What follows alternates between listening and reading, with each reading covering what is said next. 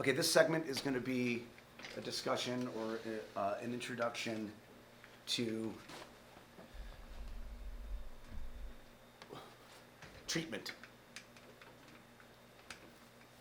So, good morning and welcome back to Addiction Alliance programming. We are going to discuss today treatment. What is treatment and what is it for? And this is part of the ongoing conversation about what are we doing here. I think everyone, when they finally make it to treatment, there are expectations, there are questions, there are obviously fears and discomfort, and all of that is part of the process, certainly, and it's just part of what we work through. But it's very helpful, if we understand what exactly treatment is supposed to do and what it's for. The word treatment has a bunch of different definitions in the dictionary, and when it comes to mental health or behavioral health or even medical health, treatment has a specific designation, which is to say that treatment is where you go to get a result for something that's going on that needs to be taken care of.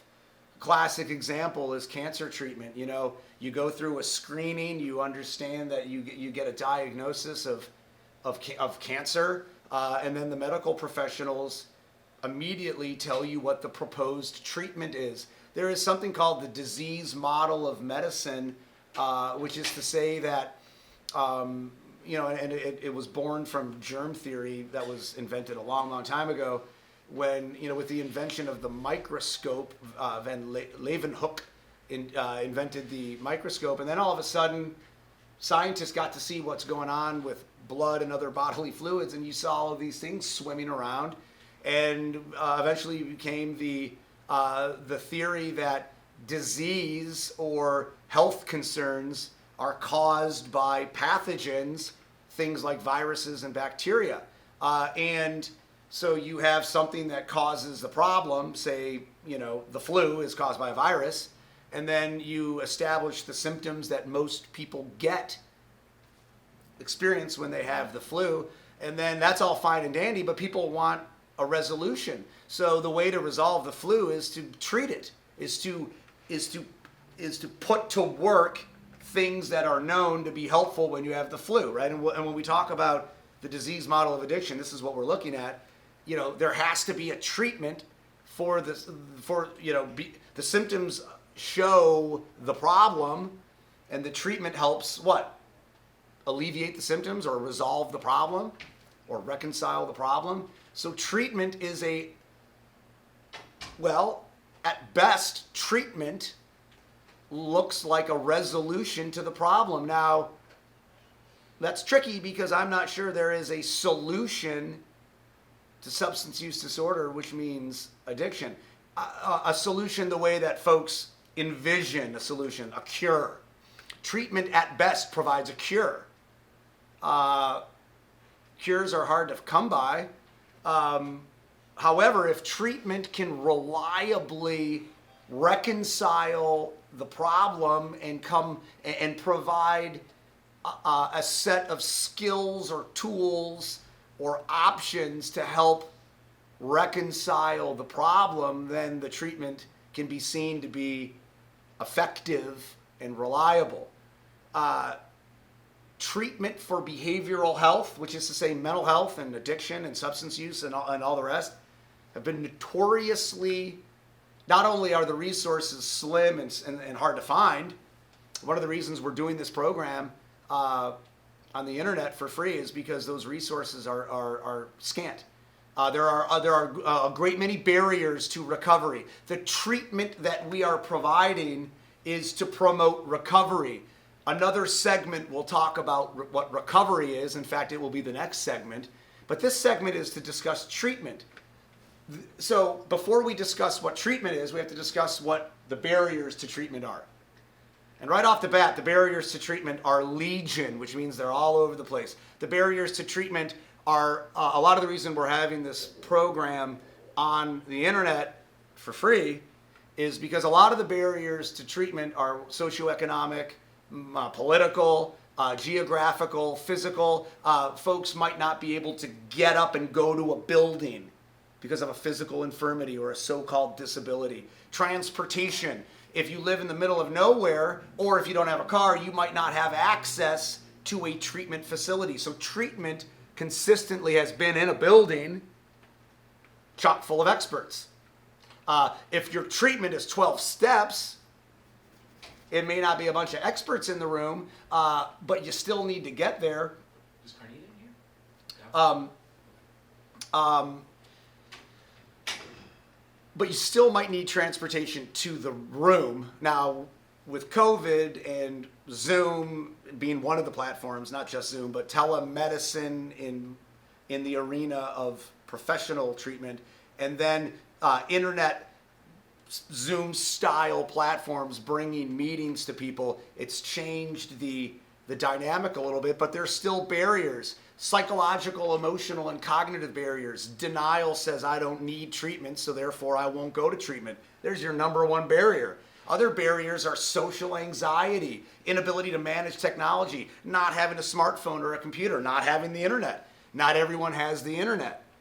We take these things for granted. So there are a lot of barriers to treatment. Some of them are financial, some of them are social.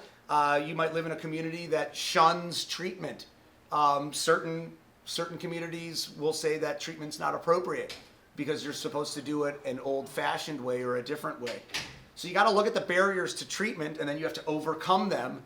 And before you can even understand or define what treatment is, you have to understand what the barriers are. Yes, sir. My major concern about that, all this computerized technology, it don't seem to me that they are thinking about the population out there that not only don't have access to it, but if you did, they don't understand how to use it. Speaking mostly of the older generation, and what can they do to get this? I mean, call somebody to come help them, or just sit around and say, I don't understand, and let it be? So Charles speaks specifically to the barriers in elderly populations, certain low socioeconomic populations, lack of understanding of technology. What I would say is if a human being has the will and the determination to approach treatment, I would hope that there is support from various organizations, from community members and family members. What we're trying to do is we're trying to put this stuff on the internet to make it as easy as possible. Those are good questions that don't have easy answers. What I have found as a social worker is that generally speaking, community support comes from within the community, grassroots organization. So for example, an individual would come to treatment, learn all about themselves and substance use disorder, their mental health and trauma, and then go out and preach the gospel of recovery and help others, you learn technology and then help others learn it, for example. Spread the word. We want to be part of that process. So more will be revealed, I think, is what I'm saying. So you need to understand the barriers to treatment, both structurally, institutionally, but also internally. So you've got external barriers and internal barriers. The internal barriers are based in denial.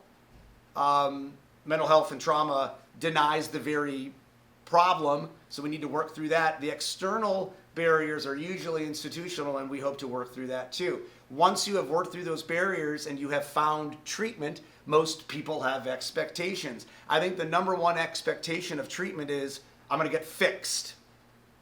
I'm going to get fixed. A human being will say they need to be fixed because they think they are broken.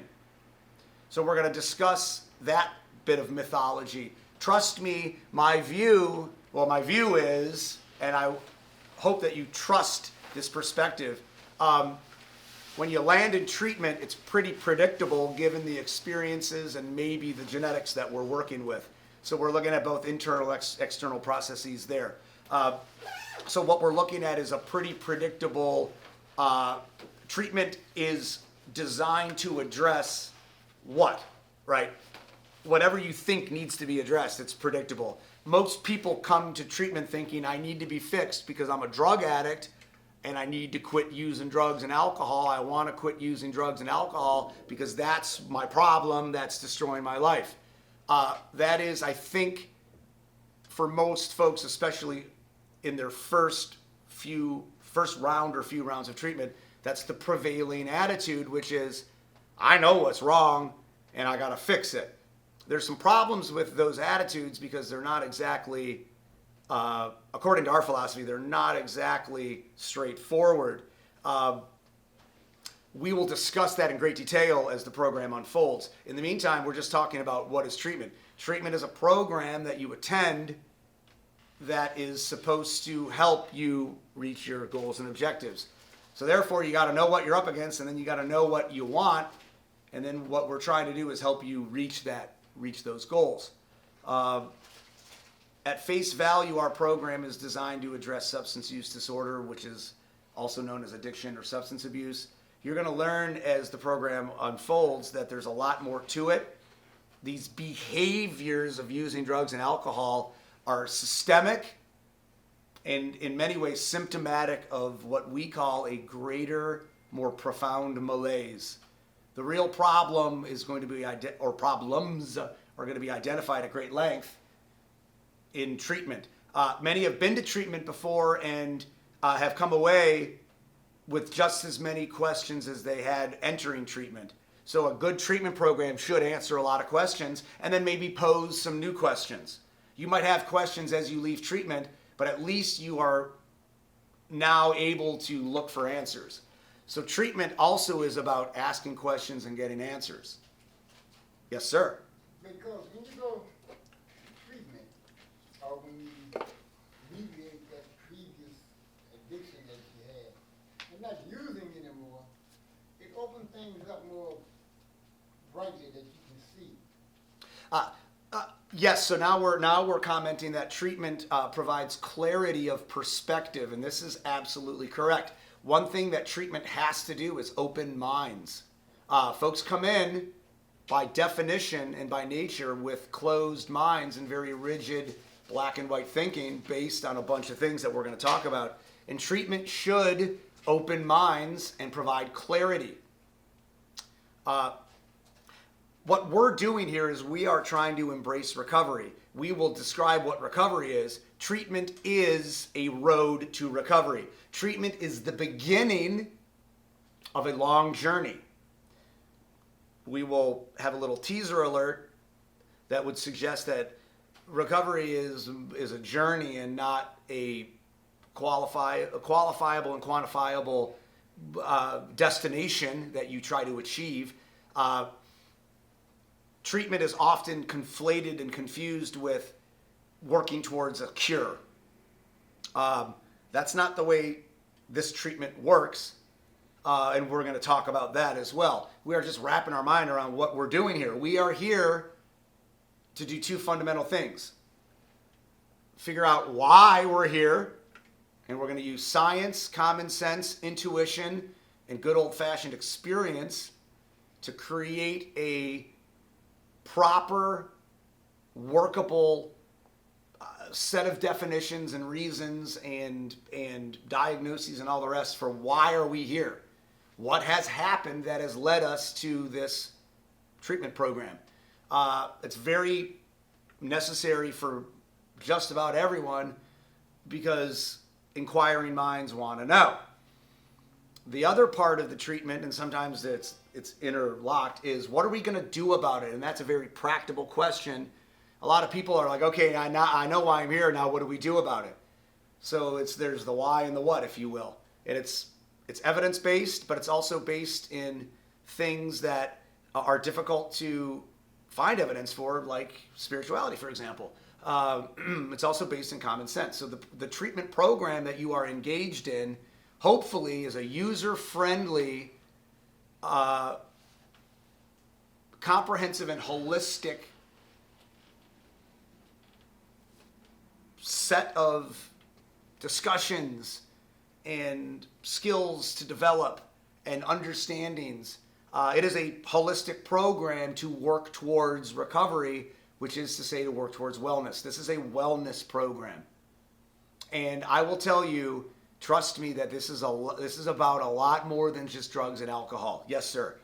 The reason that I'm here is to get a clear understanding of my surroundings without the opioids. The gentleman is saying the reason he's here is to have a clear understanding of his environment without the opioids. So that is that is one way. That's an elegant way of saying I want to live life without drugs, and that is part of the process here is to describe why in the world do folks like us, and I am in recovery, why have we always felt that I can only function in my environment, which includes up here, with the assistance of substances, mind-altering substances. We got a lot to talk about.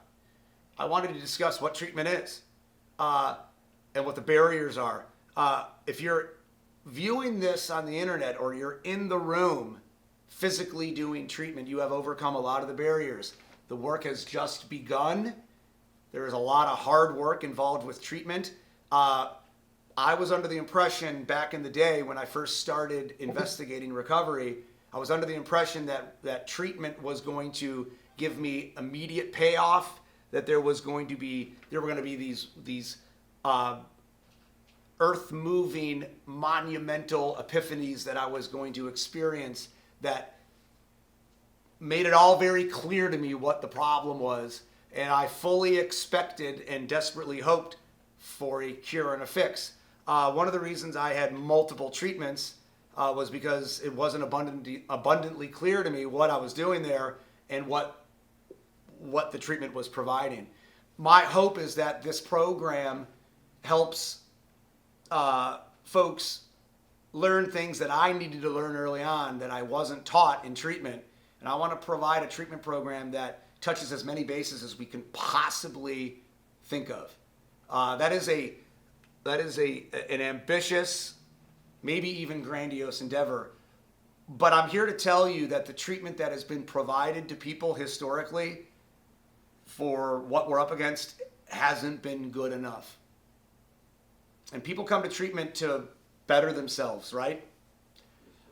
I would be ashamed of myself and my program if it did not serve that determination to better oneself. So this program needs to be better than it was 6 months ago. It needs to be better than other programs because I don't believe that the average product that is sold to people for what they're up against, mental health, trauma, and drug addiction, is good enough. So this needs to be better. And that means we have a lot to talk about. The other thing is people will only do the work of treatment and early recovery, the arduous work, the difficult work, amidst great suffering. They'll only do it if there's a payoff. Human beings do work when there's a payoff. It doesn't have to be material and financial, but they have to get something out of it. Otherwise, they lose their motivation. And I will tell you what the payoff is for the hard work of treatment and recovery, early recovery. It's at some point down the road, further in recovery, you are able to experience contentment and peace of mind for the first time in your lives. And when I mean for the first time in your lives, I mean for the first time in your lives. We use drugs it is a pipe dream, literally, to achieve contentment and peace of mind, to make the voices and the anxiety and the suffering go away. I know this. And recovery should provide you with, of your own wits and skill and determination and hard work, moments of contentment and peace of mind. That is the payoff. I can't guarantee it because I can't do your work. But that's what I get in my life when recovery is done properly. And I'm telling you, it is the most wonderful thing you could possibly imagine. That's the payoff. It takes a great leap of faith and trust to listen to a complete stranger and embrace that. I challenge you to hear what I say and put it to work because it's for real. You'll get to know me better and you will hear some of my story, a lot of my story. And you might say, this guy knows what he's talking about. Trust me, I'm not paid by any major corporation to say this. Big Pharma does not mandate me to say this.